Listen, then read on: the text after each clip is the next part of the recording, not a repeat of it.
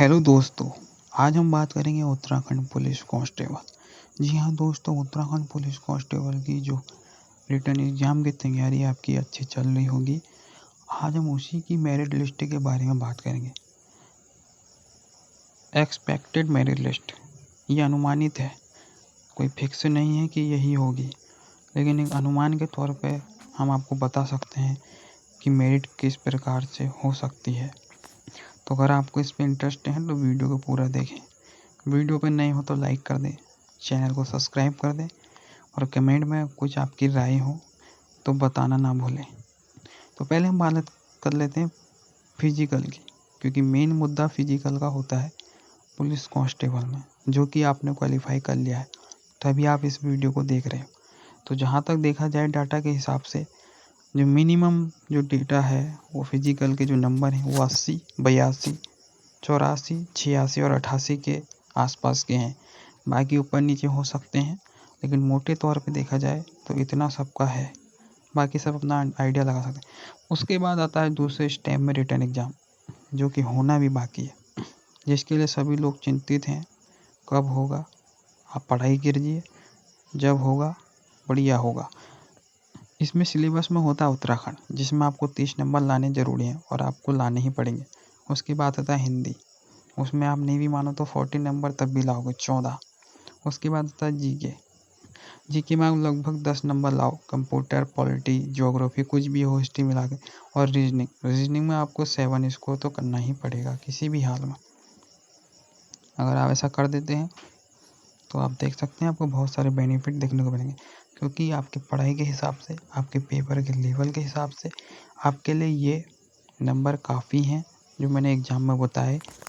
हम ना इससे कम की उम्मीद रखना, और इससे ज़्यादा की उम्मीद रखते हैं तो वो आपके लिए बढ़िया है, आप बहुत कुछ अच्छा कर सकते हैं।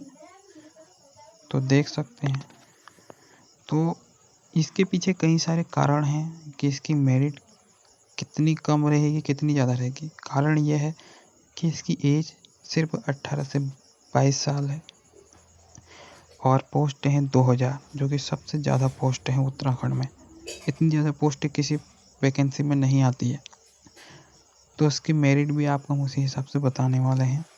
ध्यानपूर्वक आपको देखना है, समझना है, क्योंकि 18 से 22 की एज में मैं आपको बता दूं, 18, 19 और 20 तो ऐसे स्टूडेंट हैं जिन्होंने सिर्फ ये पहली बार देखा होगा कि उत्तराखंड में भर्ती आ रखी है 2000 पे और हम फॉर्म फिल कर लेते हैं।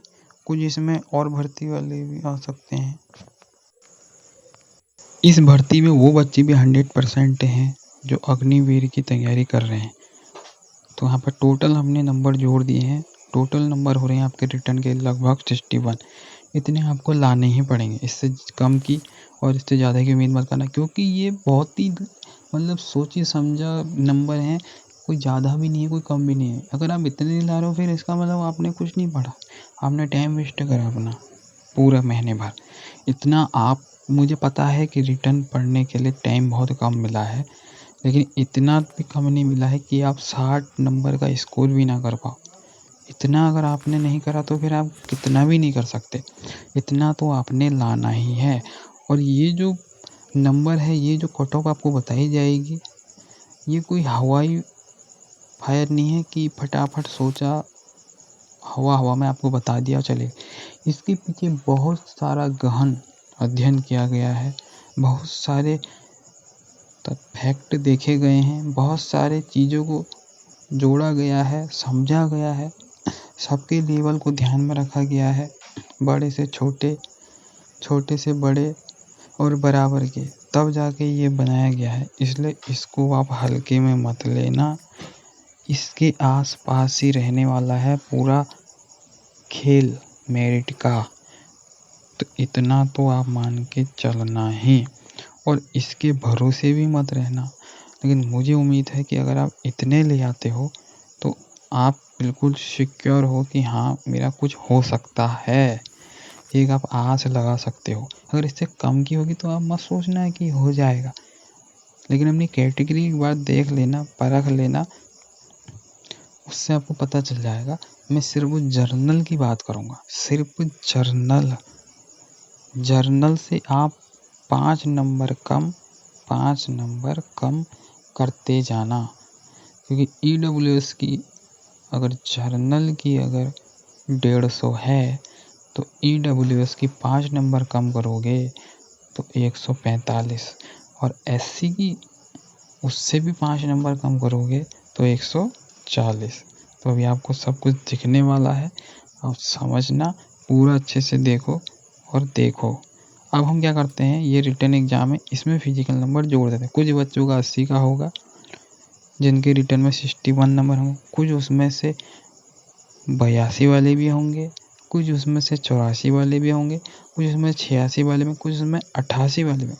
इसलिए आपको घबराने की ज़रूरत नहीं कि मेरे रिटर्न में 61 है, उसकी भी रिटर्न में 61 है सामने वाले बंदे के, लेकिन मेरे फिजिकल में 80 हैं, लेकिन उसके 82 हैं, 84 हैं, 86 हैं या 88 हैं।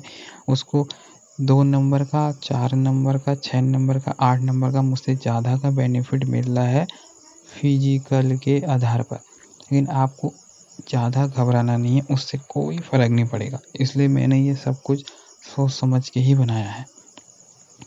तो अगर फिर हमने क्या कर दिया, रिटन एग्ज़ाम के जो नंबर हैं वो भी रख दिए हैं और उनके सामने अलग अलग प्रकार के फिजिकल के नंबर रखे हुए हैं, जिससे कि पता चल जाएगा कि मेरिट क्या जा सकती है।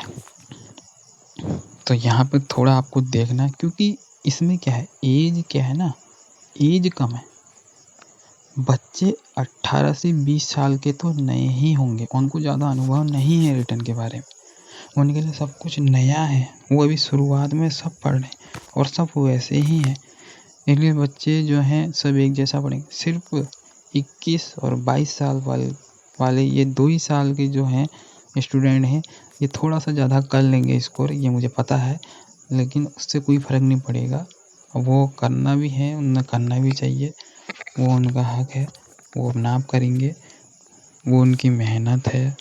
लेकिन आपको अपना देखना है कि मेरिट किसके बीच में फंसेगी, क्योंकि अभी रिटर्न होना बहुत दूर है, पता नहीं, लेकिन हो जाएगा इतना पक्का है। लेकिन अभी कोई फिक्स नहीं है कि इस दिन हो जाएगा, जो डेट है वो आगे पीछे भी हो सकती है, लेकिन आपको मौका मिल रहा है। आप सोच रहे होगे ना कि यार जल्दी हो जाता, मैं कह रहा हूँ आपका कल को हो जाएगा। अगर आप कल को रिटन एग्ज़ाम दे दें और आपके 40 नंबर आए, यानी कि 45 भी नहीं आए, जिसमें आप सिर्फ क्वालिफाई हो गए, तो आपको बुरा लगेगा या नहीं लगेगा, मैं ये पूछ रहा हूँ।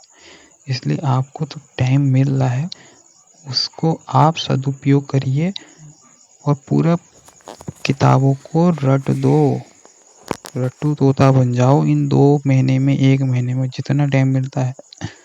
शुक्रिया करो कि आयोग तुम्हें इतना टाइम दे रहा है, क्योंकि होना तो है, ये तो निश्चित है। तो हम देख लेते हैं 61 और 80 प्लस होते हैं 141 नंबर, यानी कि एक मेरिट जो निकल के आई वो 141 की आई। अब हम आगे को जोड़ते जाएंगे, 61 में 82 तो 142 नंबर, एक मेरिट आपकी यहाँ भी आ सकती है। अगर 61 में 84 नंबर जोड़ देंगे फिजिकल के तो 144, और 61 में 186 से जोड़ देंगे 146, और 61 में 188 नंबर जोड़ देंगे तो 149, यानी कि 141 से 149, यानी कि 150, लगभग 150, 41 से लेके 150 के बीच में आपकी मेरिट रहेगी। अब आप सोचेंगे यार 41 कम है, 150 ज़्यादा है, तो 150 वाले का नंबर आएगा, 41 वाले का कैसे आएगा?